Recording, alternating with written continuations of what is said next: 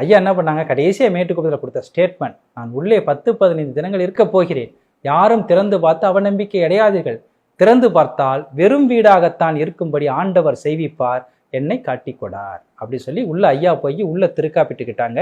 வெளியில இருக்கக்கூடிய அன்பர்கள் வெளியில இருக்க தாப்பால போட்டுட்டு அங்கே உட்காந்துக்கிட்டாங்க. உட்காந்து ஐயா வருவாங்கன்னு வெளியில உட்காந்து அருட்பா பாடல்களை பாராயணம் பண்ணிக்கிட்டு இருக்கிறாங்க. இந்த தகவல் அரசாங்கத்துக்கு போகுது, தாசில்தார் மூலமாக அன்னை இருக்கக்கூடிய மாவட்ட ஆட்சித்தலைவருக்கு போகுது. அவங்களுக்கு வேற மாதிரி தகவல் போகுது, வள்ளலார யாரோ ஏதோ பண்ணிட்டாங்க, அவர் உள்ள போனவர் வரவே இல்லை அப்படின்னு. அது குறித்து விசாரிக்கிறதுக்காக அன்னைக்கு இருக்கக்கூடிய மாவட்ட ஆட்சித்தலைவர் வெள்ளக்காரர் ஆங்கிலேயர்கார், அவரும் தாசில்தார் அவர் நம்ம தமிழ்நாட்டுக்கார் தான், இவங்க 2 பேரும் வர்றாங்க.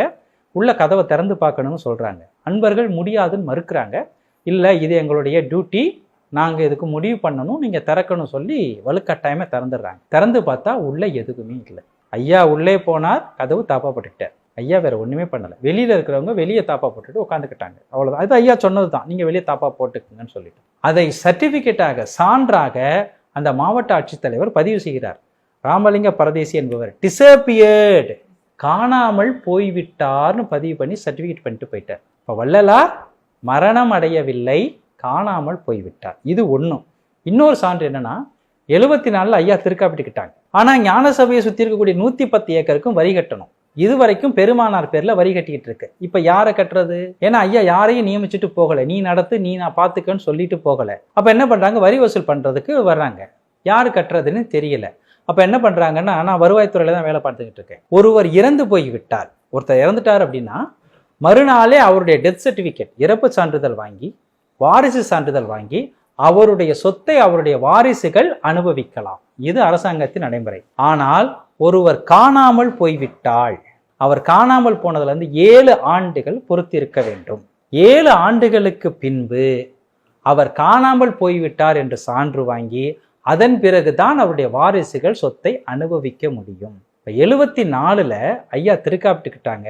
அதற்கப்புறம் 7 வருடம் வரை பொறுத்திருக்கக்கூடிய அரசாங்கம் இந்த 110 ஏக்கருக்கும் 1891 4 பேர் கொண்ட குழுவை நியமிக்கிறது. அதுலேயும் அவர் சர்டிபிகேட் தாசில் என்ன கொடுக்கிறார்னா, 1874 திருக்காப்பிட்டு கொண்ட வள்ளலார் அதன் பிறகு பொதுவில் வெளியில் வெளிப்படவில்லை, பகிரங்கத்தில் வெளிப்படவில்லை, அதனால் அவர் காணாமல் போய்விட்டதாக சான்று அளிக்கப்பட்டு இந்த 4வரும் இந்த சொத்துக்கு ஜவாப்தாரியாக மாறுகிறார்கள். இவர்கள் வரி கட்டணும் சொல்றாங்க. ஐயாவுடைய பாடல்கள் ஐயா மரணமில்லா பெருவாழ்வு பெற்றாங்க, இறைவனா மாறுனாங்கிறதுக்கு சாட்சியாக இருக்கு. மாவட்ட ஆட்சித்தலைவருடைய சான்று சாட்சியாக இருக்கு. 7 வருடம் கழித்து தான் அந்த இடத்திற்கு நிலவரி வசூல் பண்ணுவதற்காக நியமிக்கப்பட்ட குழு, அதற்கு வழங்கப்பட்ட தாசில்தாருடைய சர்டிபிகேட், இது அனைத்தும் சான்றாக இருக்காங்க. பெருமானார் என்னவா இருக்காங்கன்னா, இறைவனாக இருக்கிறார், ஐந்தொழில் ஆற்றல் பெற்றிருக்கிறார்.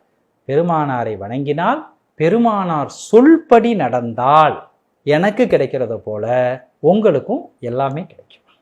அதாவது மரணமில்லா பெருவாழ்வு அப்படிங்கிறது வள்ளலாருக்கு பிறகு அந்த நெறியை பின்பற்றுபவர்கள் யாராவது அடைந்தார்களா? அதுக்கான சான்றுகள் ஏதாவது இருக்கா? பெருமானாருக்கு பின்பு ஐயா 1874 திருக்காப்பிக்கிட்டாங்க. இப்ப 150 வருடங்கள் தாண்டிடுச்சு. அதன் பிறகு அதை பெற்றவர்கள் என்று யாரும் பொதுவில் தெரியவில்லை.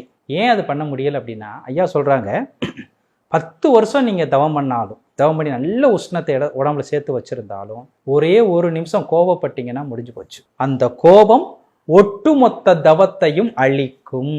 பெருமானாருக்கு முன்பு தவம் காட்டுக்கு போய் ஊசி மேல நின்று எலும்பு தெரிய தெரிய தவம் பண்ண கூட ஏன் அடைய முடியாம போச்சுன்னா, கோபத்தை யாரும் விடல.